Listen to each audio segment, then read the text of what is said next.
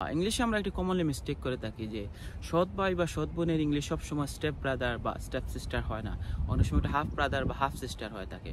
যেমন যে সৎ ভাই বা সৎ বোনের আপনার ব্লাড রিলেটেড, যার সাথে আপনার বায়োলজিক্যাল সম্পর্ক আছে, সে ভাই হবে হাফ ব্রাদার বা হাফ সিস্টার। উদাহরণস্বরূপ আমি আর বলতে পারি যে সৎ ভাই বা সৎ বোন আপনার হয় পিতার সন্তান হবে, না হয় মাতার সন্তান হবে।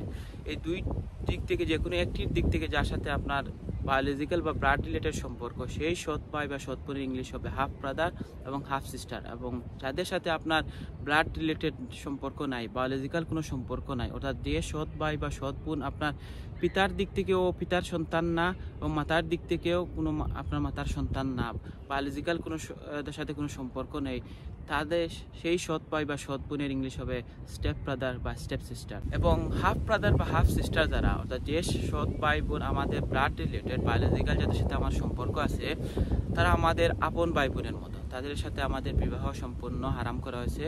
এবং যারা স্টেপ ব্রাদার বা স্টেপ সিস্টার, অর্থাৎ যাদের সাথে আমাদের ব্লাড কোনো রিলেশন সম্পর্ক নেই, বায়োলজিক্যাল কোনো সম্পর্ক নেই, যাদের পিতামাতা দুইজনের দিক থেকে একজনই আমাদের পিতামাতার মধ্যে পড়ে না, তারা হলো স্টেপ ব্রাদার বা তারা স্টেপ সিস্টার, তারা আমাদের ব্লাড রিলেশন না এবং তাদের সাথে তারা আমাদের আপন ভাই বোন কিছুই না।